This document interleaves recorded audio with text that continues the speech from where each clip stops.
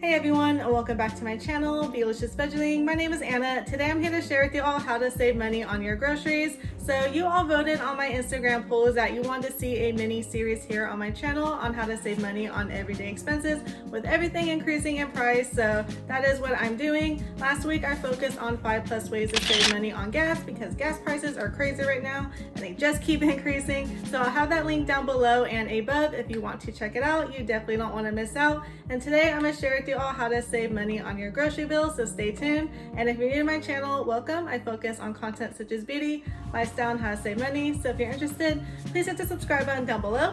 Also, let's give this video a thumbs up. Be sure to turn on notifications. I upload every Wednesday and Saturday. And just go ahead and dive right into the savings. So before we start anything, this is going to be the most daunting task, but it's totally worth it. You want to go through your pantry, your freezer, your fridge, throw out all the expired food you know you're not going to use in the near future, so that way we start with a nice clean slate, because there is nothing worse just to keep buying and buying food. It's just going to go to waste. It's going to go bad. Not only are you wasting food, but you're wasting money. So let's start off with a nice clean slate on food that you're actually going to use. After that daunting task is done, now you're ready for step one. So the first thing we want to do is to meal prep. So ask people in your household, what do you want to eat? So that way you kind of get some ideas.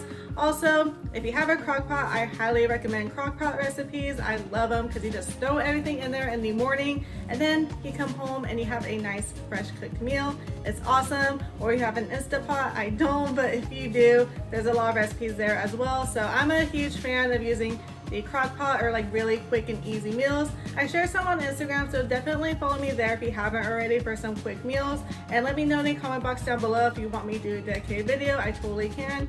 Anywho, get some feedback from the people in your household. Go on YouTube, Pinterest, Google for some recipe ideas, and then you want to make a list. So like for instance, you can have fun with it too. These are just my suggestions. You can have like Meatless Monday because even meat's expensive. You can have like Taco Tuesday. You can eat out like Friday or Saturday. Just make it your own, make it fun, make it with recipes that you'll actually eat during the week. So for instance, my husband Ernie and I, we go grocery shopping once a month, so I have to make a very long and extensive list when I meal plan, but for the sake of this video, we're just gonna show an example of a weekly meal plan. Link down below the Pinterest template that I use is completely free that you can print on your own. So it's just like a very nice visual for me. You can also like do it on binder paper or check out Pinterest for some other free printables, like whatever makes it easy for you to see. So let me show you what I have. So this is the Pinterest sheet that I have, but the first step we're going to focus on is to meal plan. So you want to write out the meals that you're going to have for the week for breakfast, lunch, and dinner. So if this seems overwhelming to you, what you can do is just make a list of like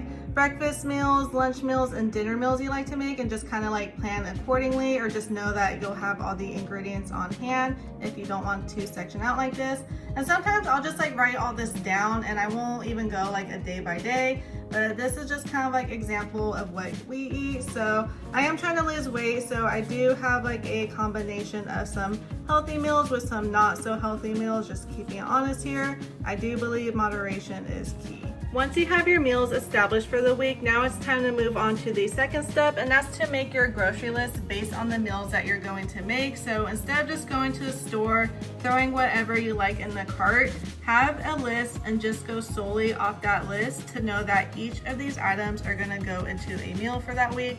I know this seems very daunting, but trust me, you will use all your food and not waste any money. So everything on this list is gonna go into a meal this week, and you're just using what you have. So you're not buying extra, you're not like going off the list. It's very hard, but trust me, it is worth it. And what I really like about this template is it will keep track of your daily servings. So trying to eat more healthy, kind of keep track of what you're eating for the day. So it's a very nice and simple checklist. The third thing you want to do is buy generic when you can. Honestly, I can't tell the difference between a name brand food item and a non-name brand food item. Like if you didn't tell me the difference, I honestly wouldn't know. And it's so much cheaper to buy generic. I buy anything that I can generic. And there are some rare cases where like the name brand is cheaper than the generic.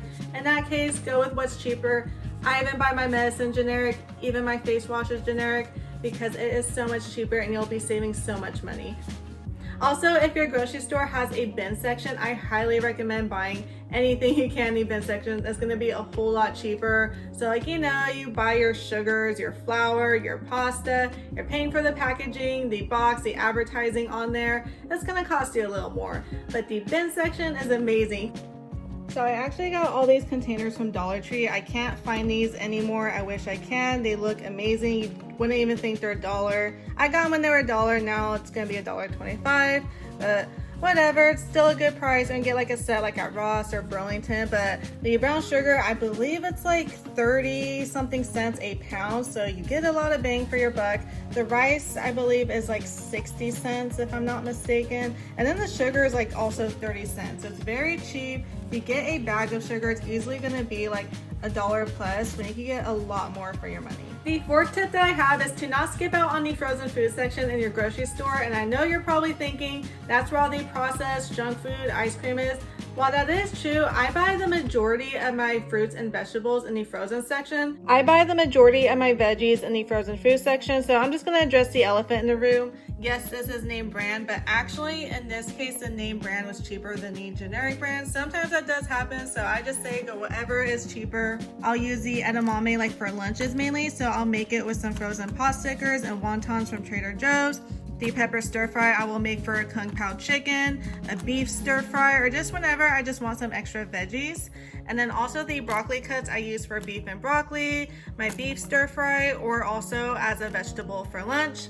For Brussels sprouts, I really like cutting them like frozen and then putting a little bit of vinegar in the pan and just putting some salt and pepper is so good. It's such a nice and filling snack. That way I don't have to worry about using it up right away and going bad. I can just put it in my freezer as long as you properly freeze it and then like seal it up nicely when you're done using it. Like for instance, for the frozen corn, I will throw it into my taco soups, a lot of my crock pot recipes, and also if I make like some burrito bowls or salad, I'll just like defrost the corn, make it on the stovetop. Way you're getting it at its peak freshness. That's another thing too. Freeze it at its like most freshest, so you're getting a really good deal. It's really not that expensive and you can use it at any time. Just be sure you check the expiration date and that you're properly using it. And then for frozen fruits, you can do a lot with it. Some things that I do is we make smoothies with it, or with like frozen strawberries. We'll make like this strawberry like pretzel salad. That's really good. Definitely just have fun with it. Look up some new recipes, and honestly, it will save you so much money in the long run. And check out the frozen fruits and veggies at your grocery store. The fifth tip that I have is to buy in bulk. So you're probably thinking, what if I live by myself or it's just me and one other person? I live in a 2-person household. It's just my husband and I. Like, we didn't even want a Costco membership at first because we're like, what are we gonna buy in bulk? Or no, we're not gonna buy that much. But honestly, for the most part, when you buy in bulk, it's gonna be cheaper per ounce. I do recommend buying like dry goods in bulk, like your rice, your beans, flour, sugars, things like that. It's gonna last a long time too. Definitely do your research though and see like how long it lasts, and make sure to store it properly. So you just keep what you use inside and just store the rest elsewhere. So if you live in a smaller household like I do, maybe see if you have like a friend, a family member, a coworker to see if they're willing to like share with you, and like maybe you can like exchange it for something. So for instance, it's just my mom and dad, but when they go to Costco, they get the hamburger meat there because it is cheaper per pound when you buy it in bulk. And also meat prices are crazy expensive nowadays. So what my mom does, she'll buy it. That's way too much meat for them. So she'll give some to Ernie and I if she sees a deal like at Safeway. Like for instance, she found like chuck roast that was pretty cheap. She bought a couple and then she saved some for us.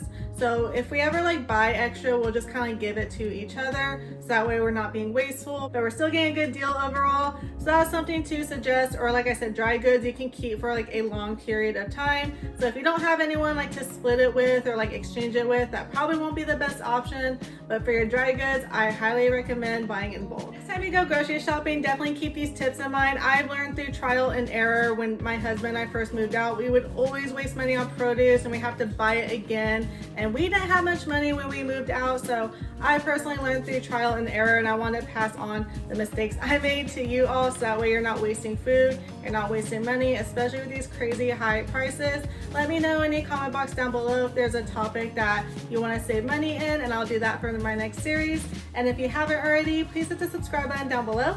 Also, let's give this video a thumbs up. Be sure to turn on notifications. I upload every Wednesday, Saturday, and I'll see you all in my upcoming videos. Bye everyone.